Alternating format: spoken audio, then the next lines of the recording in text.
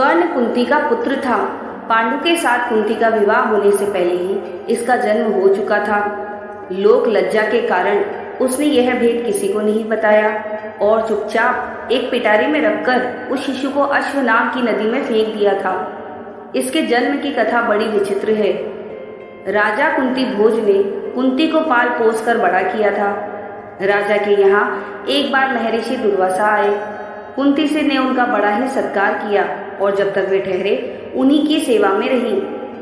उनकी इस श्रद्धा भक्ति से प्रसन्न होकर महर्षि ने उसे वर दिया कि वह जिस देवता को मंत्र पढ़कर बुलाएगी वही आ जाएगा और उसको संतान भी प्रदान करेगा। कुंती ने नादानी के कारण महर्षि के वरदान की परीक्षा लेने के लिए सूर्य नारायण का आवाहन कर दिया। उसी क्षण सूर्य देव वहां आ गए। उन्हीं के सहवास के कारण कुंती के गर्भ से कर्ण का जन्म हुआ। जब पिटारी में रखकर इस शिशु को उसने फेंक दिया तो वह पिटारी बहती हुई आगे पहुंची। वहां अधिरथ ने कौतूहलवश उसे उठा लिया और खोल कर देखा तो उसमें एक जीवित शिशु देखकर वह आश्चर्यचकित हो गया। अधिरथ उस शिशु की निरीह अवस्था पर करुणा करके उसे अपने घर ले आया और उसका पालन पोषण करने लगा। उसने उसे अपनी संतान समझा। बालक के शरीर पर कवच कुंडल देखकर उसको और भी अधिक आश्चर्य हुआ और तभी उसे लगा कि वह बालक कोई होनहार राजकुमार है। उसने उसका नाम वसुषेण रखा। वसु का अर्थ है धन। कवच कुंडल रूपी धन उसके पास था। विधाता ने ही उसे उसको दिया था, इसलिए उसका नाम वसुषेण उचित ही था। वसुषेण जब कुछ बड़ा हुआ तो उसने शास्त्रों का अध्ययन करना आरंभ कर दिया। वह सूर्य का उपासक था। प्रातः काल से लेकर संध्या तक वह सूर्य की उपासना ही किया करता था। दानी भी बहुत बड़ा था। उपासना के समय कोई भी आकर उसे जो कुछ भी मांगता वह बिना हिचकिचाए उसको दे देता था। अमूल्य से अमूल्य वस्तु से उसको मोह नहीं था। उसका गौरव तो दानवीर कहलाने में था और अपने कृत्यों से उसने वास्तव में यह सिद्ध भी कर दिया कि वह दानवीर था।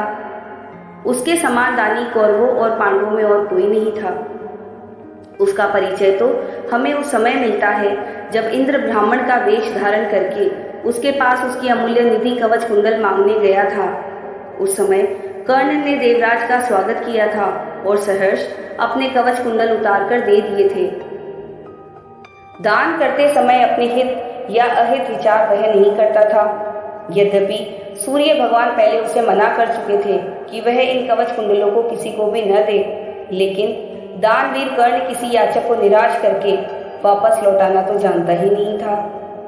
कर्ण के साहस के कारण ही उसका नाम वेकर्तन पड़ा था। यदि इस कवच कुंडलों को वह नहीं देता तो कोई भी योद्धा उस युद्ध में परास्त नहीं कर सकता था।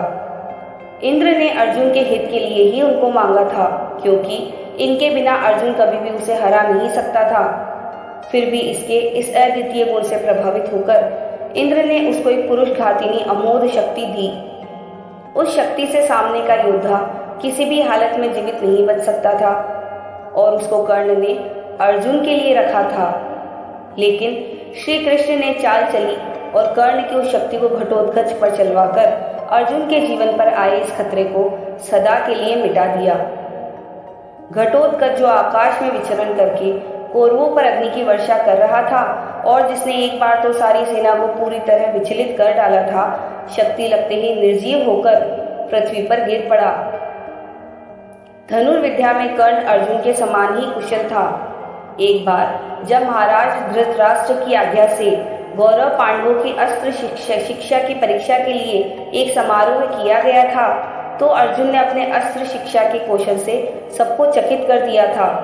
उसने ऐसी ऐसी क्रियाएं कर दिखाई थी कि किसी भी योद्धा की हिम्मत नहीं होती थी कि उसका जवाब दे सके। एक विजेता की तरह के कौशल दिखाकर वह प्रशंसा लूट रहा था। दुर्योधन उस समय हतप्रभ सा होकर चुपचाप बैठा था। अर्जुन का सा कौशल दिखाना उसके सामर्थ्य के भी बाहर था। उसी समय कर्ण वहां आ पहुंचा और उसने मैदान में आकर अर्जुन को ललकारा। अर्जुन, जिस कौशल के बल पर तू यहाँ सबको चकित कर रहा है और सभी से प्रशंसा लूट रहा है, उसे मैं भी करके दिखा सकता हूँ। यह कहकर उसने धनुष पर बाण चढ़ाकर वही सब कुछ कर दिखाया जो अर्जुन ने किया था। चारों ओर से कर्ण की जय जयकार होने लगी। दुर्योधन का चेहरा अर्जुन के प्रतिद्वंदी को देखकर खिल उठा। उसने उसे हृदय से लगा लिया। उसने उसे अर्जुन के साथ द्वंद्व युद्ध करने के लिए प्रेरित किया। दुर्योधन की बात मानकर उसने अर्जुन को इसके लिए चुनौती दी। अर्जुन द्वंद्व युद्ध के लिए तैयार हो गया। अब झगड़ा बढ़ने की आशंका थी। इसीलिए कृपाचार्य ने बीच में हस्तक्षेप करते हुए कहा कि राजकुमार के साथ राजकुमार का ही द्वंद्व युद्ध हो सकता है। चूंकि कर्ण सूत के द्वारा पाले हुए हैं, इसीलिए इनके गोत्र, कुल आदि का ठीक ठाक पता न होने के कारण इनको अर्जुन से द्वंद्व युद्ध करने का अधिकार नहीं है। बस यह ऐसी समस्या थी जिसको कर्ण हल नहीं कर सकता था। वह हक्का बक्का सा अर्जुन का मुंह ताकता रह गया। दुर्योधन को भी इससे धक्का लगा, क्योंकि कर्ण के द्वारा अर्जुन का मान चूर्ण करने की उसकी ही तो योजना थी। जब कर्ण इस दुविधा में पड़ा हुआ था, आगे अपने पैर नहीं बढ़ा सका, तो दुर्योधन ने उसे राजाओं की श्रेणी में लाने के लिए अंग देश का राज्य दे दिया। राजा होने के नाते अब वह अर्जुन या किसी अन्य राजकुमार के साथ युद्ध कर सकता था। वह इसके लिए उतारू भी था, लेकिन संध्या होने के कारण यह वाद विवाद थम गया और सब अपने अपने घर चले गए। बस फिर जीवन में सदा ही कर्ण अर्जुन से प्रतिद्वंदी के रूप में मिला। अर्जुन से ही उसके विशेष रूप से शत्रुता थी। वह उसकी प्रसिद्धि को सह नहीं सकता था। अनेक स्थलों पर वह अर्जुन के सामने आया, लेकिन अपना कुल गोत्र न बता सकने के कारण उसे सामने से हटना पड़ा। वह सूत पुत्र कहलाता था, क्योंकि सूत ने ही उसको पाला था। इसी कारण द्रौपदी के स्वयंवर में भी घूमती मछली की आंख भेदने की सामर्थ्य रखते हुए भी उसको अवसर नहीं दिया गया। स्वयं द्रौपदी ने ही सूत पुत्र कहकर उसका अपमान किया था और उसकी पत्नी बनने से इनकार कर दिया था। सूत पुत्र को क्षत्रिय कन्या का वरण करने का अधिकार नहीं है। ये शब्द शूल की तरह उसके हृदय में चुभ गए थे और वह लहू के घूंट पीकर अपने स्थान पर आ बैठा था। लेकिन द्रौपदी के प्रति उसकी घृणा इतनी बढ़ गई थी कि भरी सभा में दुशासन ने द्रौपदी को नंगा करना चाहा था, तो उसने इसका तनिक भी विरोध नहीं किया था, बल्कि द्रौपदी की हंसी उसने लड़ाई थी। जब दुर्योधन ने भाई विकर्ण के कौरवों के इस घृणित व्यवहार की निंदा की थी, तो कर्ण ने उससे कहा था, विकर्ण, तुम अपने कुल की हानि करने के लिए पैदा हुए हो। अधर्म अधर्म तुम पुकार रहे हो। द्रौपदी के साथ जो भी व्यवहार किया जा रहा है वह ठीक है। वह दासी है और दासी के ऊपर स्वामी का पूरा अधिकार होता है। यह कहकर उसने द्रौपदी के द्वारा किए हुए अपमान का बदला चुकाया था। उस समय उसका हृदय पत्थर की तरह कठोर हो गया था। जैसे भी बन पड़ा, उसने द्रौपदी का अपमान किया। उसे 5 पुरुषों की व्यभिचारिणी स्त्री कहा और हर तरह से उसे धिक्कारा। उस समय प्रतिशोध की आग में जलते हुए उसने उचित अनुचित का विचार बिल्कुल छोड़ दिया। द्रौपदी को नंगी देखने और दिखाने की उसकी इच्छा थी। इससे स्पष्ट होता है कि कर्ण प्रतिशोध की भावना के आगे सत्य, न्याय और धर्म की भावना को पूरी तरह भूल जाता था।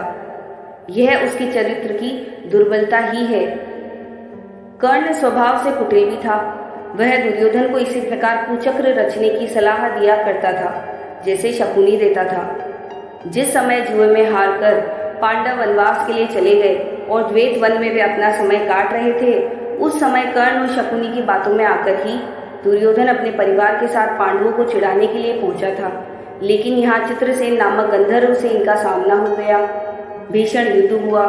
गंधर्व राजा ने अपने पराक्रम से सबको परास्त कर दिया और परिवार सहित सभी को उसने बंदी बना लिया। कर्ण तो अपने प्राण लेकर युद्ध स्थल से ही भाग गया था। फिर युधिष्ठिर के कहने और अर्जुन के भी प्रयास करने पर चित्रसेन ने दुर्योधन आदि को मुक्त कर दिया। कर्ण अहंकारी भी बहुत था। उसे अपने पराक्रम पर बड़ा घमंड था और बार बार दुर्योधन को प्रसन्न करने के लिए वह कहा करता था कि वह एक क्षण में ही अर्जुन को मार गिराएगा। इसके लिए भगवान परशुराम द्वारा सिखाए हुए अपने अस्त्र कौशल की दुहाई देता था। यहाँ तक कि भीष्म पितामह, गुरु द्रोणाचार्य आदि के सामने भी वह अपनी शेखी बखाड़ने से बाज नहीं आता था। एक दिन पितामह से न रहा गया। उन्होंने इसे फटकारते हुए कहा, दुर्भिमानी कर्ण, व्यर्थ की बात क्यों किया करता है? खांडव दाह के समय श्री कृष्ण और अर्जुन ने जो वीरता प्रकट की थी, उसको याद करके तुझे लज्जित होना चाहिए, क्योंकि तू श्री कृष्ण को साधारण व्यक्ति समझता है। वे अपने चक्र से तेरी उस अमोघ शक्ति को खंड खंड कर देंगे। व्यर्थ दंभ करना एक सच्चे वीर का गुण नहीं है। पितामह की यह बात सुनकर कर्ण क्रोध हो उठा और उसने झल्लाकर अपने शस्त्र फेंक दिए और कहा, पितामह ने सभी के सामने मुझे लज्जित किया है। अब तो इनकी मृत्यु हो जाने पर ही मैं अपना पराक्रम दिखाऊंगा। इसी दुराग्रह के कारण जब तक भीष्म पितामह जीवित रहकर युद्ध करते रहे, कर्ण ने युद्ध में हाथ नहीं बटाया। जब उसने सुन लिया कि वे धराशायी हो चुके हैं, उस क्षण भर प्रसन्न होकर वह दुर्योधन के पक्ष में आकर शत्रु से युद्ध करने लगा। गुरु द्रोण के पश्चात कौरव सेना का तीसरा सेनापति वही था। इस वृतांत से यही स्पष्ट होता है कि वह अत्यधिक क्रोधी स्वभाव का था। सदा अहंकार में उसकी बुद्धि डूबी रहती थी और इस कारण बुद्धिमानों की बातें भी बुरी लगती थी। इसके विपरीत अर्जुन धीर बुद्धि और विनयशील था। इन सबके होते हुए भी कर्ण अपनी बात का धनी था। जो कुछ भी वचन वह दे देता था, उसे हटाना तो वह नहीं जानता था। श्री कृष्ण ने उसे यह बता दिया था कि वह कुंती का ज्येष्ठ पुत्र है और साथ में उन्होंने उसे पांडवों की ओर मिल जाने का आग्रह भी किया था।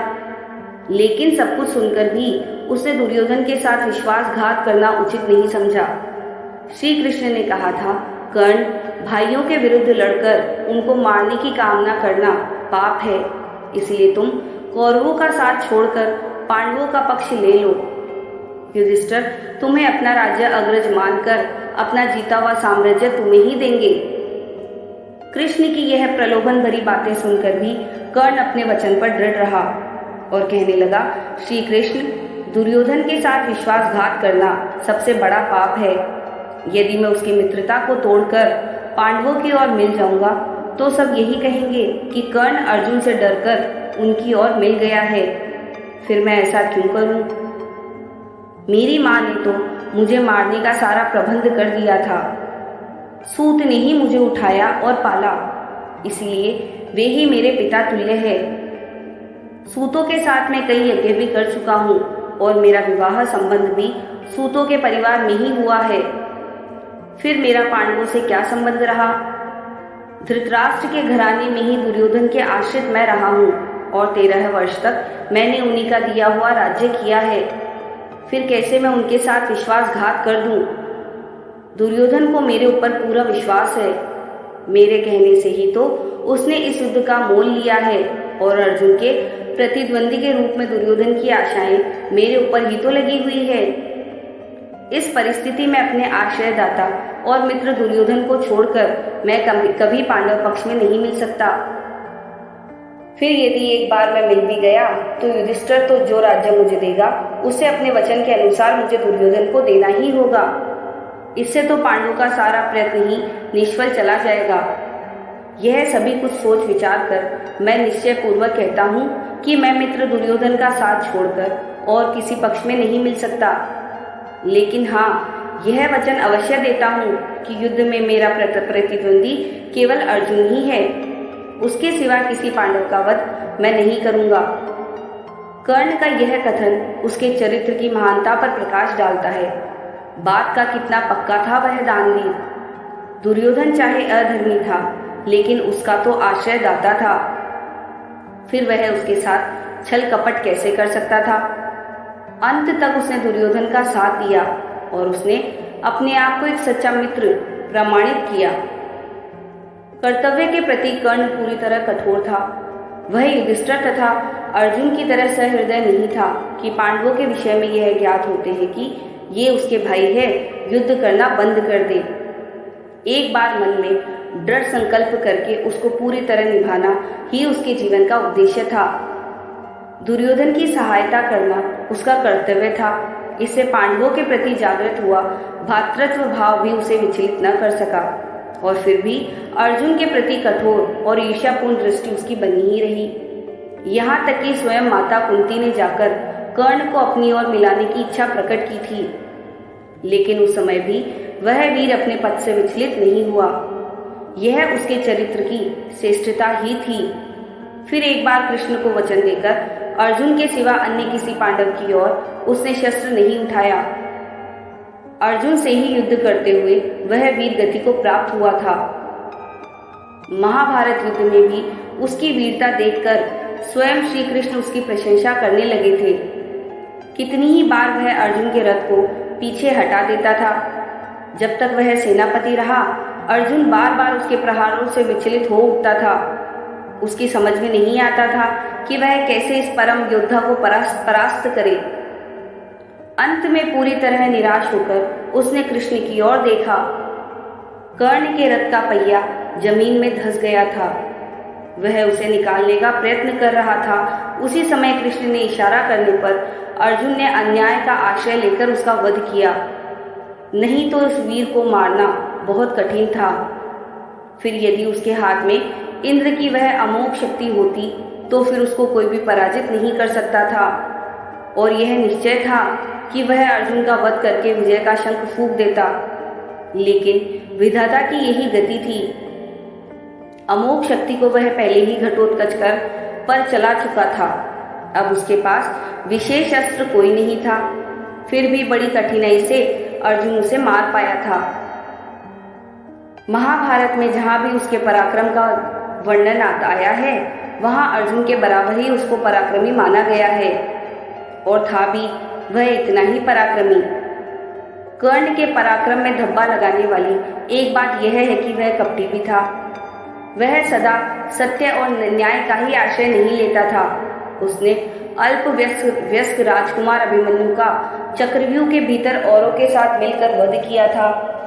उसी ने उसके धनुष को काट गिराया था और फिर उस निहत्थे बालक पर 6 महारथियों ने मिलकर आक्रमण किया था, जिनमें से एक वह भी था। निहत्थे बालक की हत्या करने का अपराध सदा उसके चरित्र के साथ लगा रहेगा। इसीलिए इतना पराक्रमी होने पर भी कर्ण अर्जुन की तरह महापुरुष की कोटि में नहीं आ सकता। उसका हृदय कलुषित था। इस तरह कर्ण के चरित्र पर दृष्टिपात करने से मालूम होता है कि वह किसी दृष्टि से महान था और अपने किन्हीं व्यवहारों के कारण पतित भी था। उसकी महानता उसके दानवीर होने में है, उसके दृढ़ संकल्प होने में है, उसके अपने मित्र और आश्रयदाता के विश्वास पात्र होने में है। लेकिन छल और कपटपूर्ण व्यवहार, व्यर्थ का दंभ और क्रोध उसके चरित्र की गरिमा को कम करते हैं। वह इतना पराक्रमी था कि उसके मरते ही दुर्योधन का सारा धैर्य टूट गया था और अब उसे अपनी पराजय की आशंका निश्चित लगने लगी थी।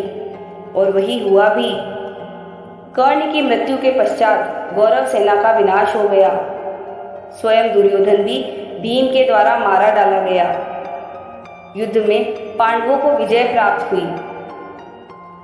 अगर आपको दानवीर कर्ण की ये कहानी अच्छी लगी हो तो प्लीज़ लाइक करें, शेयर करें और आने वाले वीडियोस की नोटिफिकेशन के लिए सब्सक्राइब करें। धन्यवाद।